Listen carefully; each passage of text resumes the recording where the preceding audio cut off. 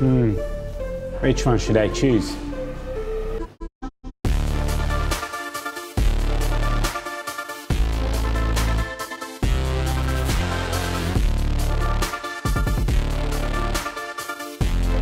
For years now, we've been using white vinyl backgrounds or white LED backgrounds on our aquariums.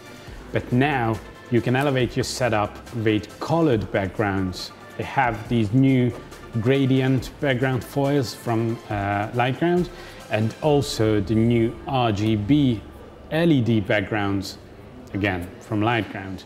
So this way you can add a bit of extra color to your scape. I know this is highly up to taste, if you like it or not, but I think it's a nice addition for any setup, and it's an easy way to make some change on your aquarium without actually rescaping it.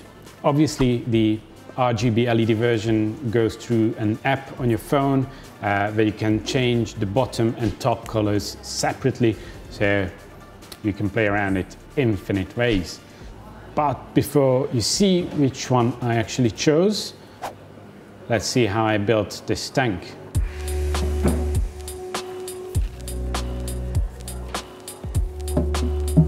I'm aiming for some old school NA look. I'm gonna use some plants today that we haven't been using for a while. We tend to forget about all the classics with all the new and fancy plants. 1,000 types of Rotallas and Butterflandras available nowadays. We tend to forget about all the old school crypts and Echinodoruses.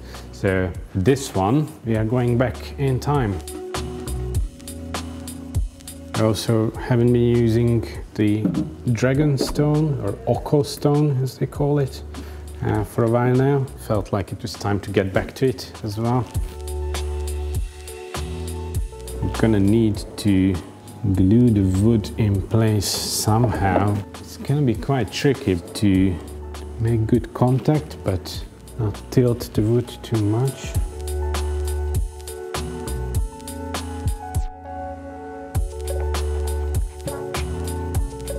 Hardscape is glued into the tank, and the tank is actually, this is an ADA Cube Garden 60p. So your regular 60 by 30 by 36 centimeter size, which I always find best for any newcomer in the hobby. Now I'm gonna build a barrier in front of the wood because I want to have sand in the very front of the tank. I want the sand to be perfectly clear of any soil. Dragonstone is quite an interesting hardscape. I don't necessarily find it very natural as for rocks. So for example, I don't like to use it for an Iwagumi setup, but for pieces like this, just to use it as an accessory in a mainly wooden hardscape, I think it's quite a good choice. Okay, so this is something that doesn't occur too often. I've glued this piece in the wrong place. I need more space in front of it, and definitely don't need this much space behind it. So I'm gonna need to glue it again. So yeah, you guys ask us anyway how difficult it is to remove the glued hardscape from the tank. Well, it's this difficult, it's not so bad. Only issue is when the hardscape is softer than the glue. Obviously, then you need to be very careful not to break the hardscape itself. Obviously, if I would actually rescape the tank, I would clean this out much more, but for the purpose of this build, we don't need to. The positioning was good, it was just too much in the front, because just like on the other side, behind the stones, but in front of the wood, I want some space for plants. I actually want some cryptocoryne bushes over there. Let's see if I have enough space now. Dragonstone, you can actually break it by hand.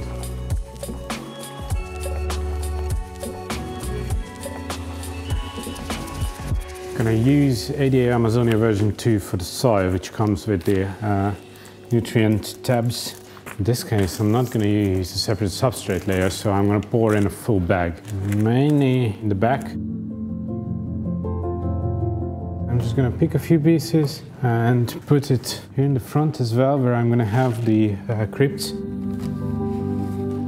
Now I have this magical tool in the bag already. It's not included with Amazonia, but you can find it in the Greenacre web shop. And it's really good with tight spaces where you don't just want to dump in huge amounts of soil.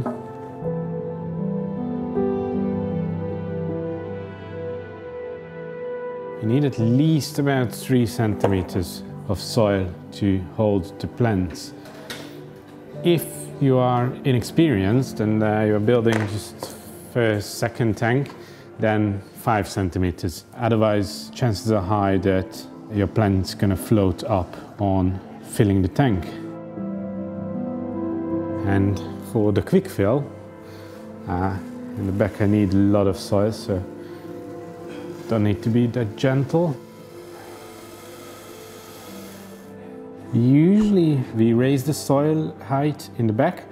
This time I want to keep it quite low because I'm planning to use some high growing plants in the back, and I don't want them to start out too high because then you just need to trim it more regularly. And I'm going to use some plants that we usually don't even trim, but they're quite high, so want them to have enough space to develop properly. I'm going to do it Felipe style. I'm going to plant it and then fill the sand in the front because I'm a bit afraid that I'm going to have some sand rolling forward, and I don't want that to roll on the sand. I want it to roll on the glass, which I can then clean up and put in the sand. Usually it's a question as well how much soil you need. So this was an already open bag, leftover, and I still have some in it. I would say we have about 5 liters inside the tank. In general, for 60p, if you have one 9-liter bag, that needs to be enough. I've prepared a bunch of plants that we very rarely use, which were really part of aquascaping or nature aquarium building when it all started out. So these are your regular cryptocorenes, echinodoruses, laganandra, some simple moss, which is Christmas moss in my case, and bobitis. We tend to forget about these plants, so I think it's time to bring them back.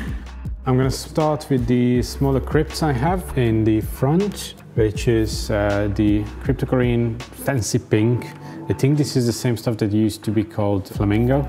Crypts are doing really well in shadows, so I'm not worried about the wood not letting enough light through for these plants. And the other small one I have is the cryptocorene hobbit, which is a lovely little crypt as well. These are going to get a bit bigger than they are now, but actually not by that much. I also have the cryptocorene purpurea, which is a smaller type as well. So I'm going to cover this front area with these plants. All these cryptocorene types have some color, but nothing crazy, so they're not going to turn red. Well, the fancy pink is going to be somewhat pink, and the others have like a pinkish, orangish tint to them, but only in places, so not the whole leaves going to turn into color. And now for the laganandra, it's a slightly bigger plant, so goes behind the line of crypts.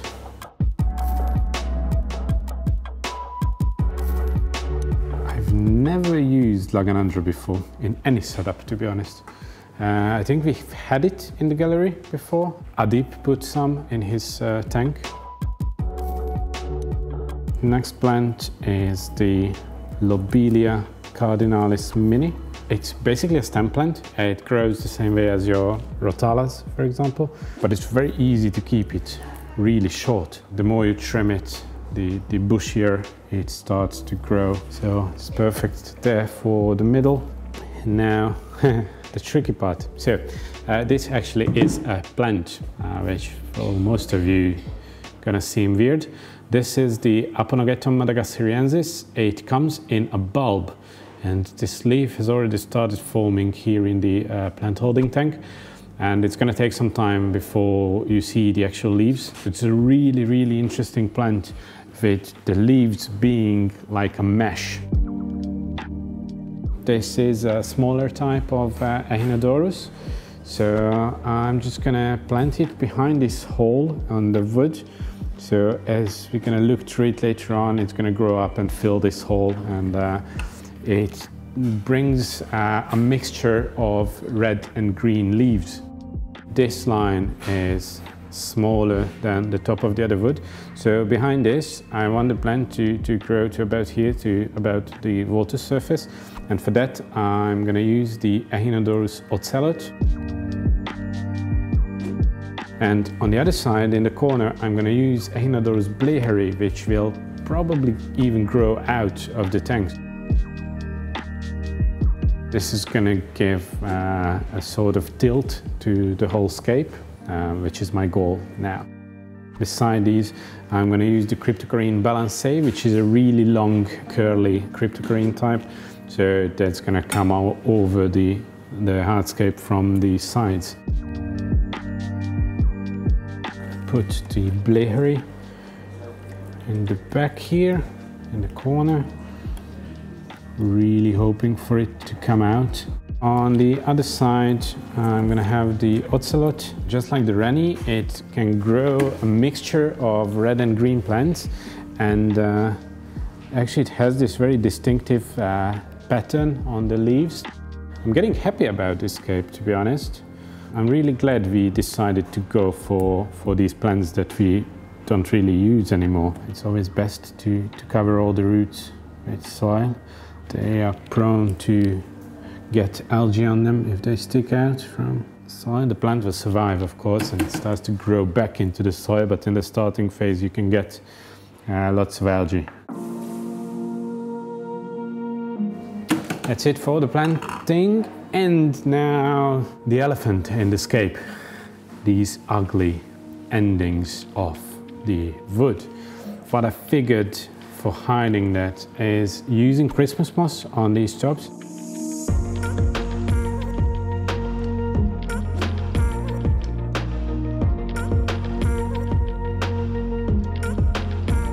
And then having the Bolbitis tucked in between these branches. I want it to be enough to cover these weird tops. Is it any good? Looks like a bird nest.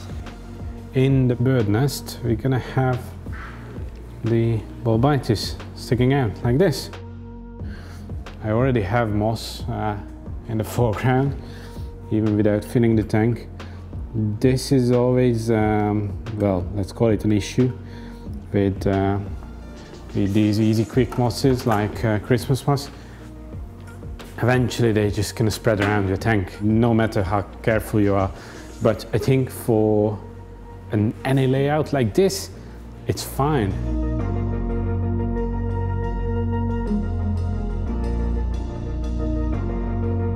To balance it out, I'm gonna have some moss on the other side as well, and just one piece of the Bolbitis as well. I'm done.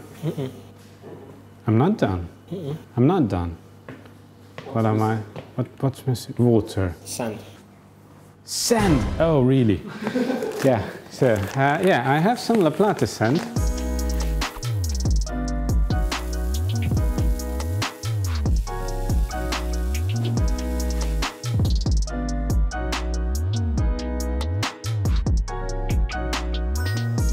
So this is it for today. This build is now actually done. For fish, I went with a classic choice, which I have to cheat for the name because I can't, well, there's no way for me to remember this.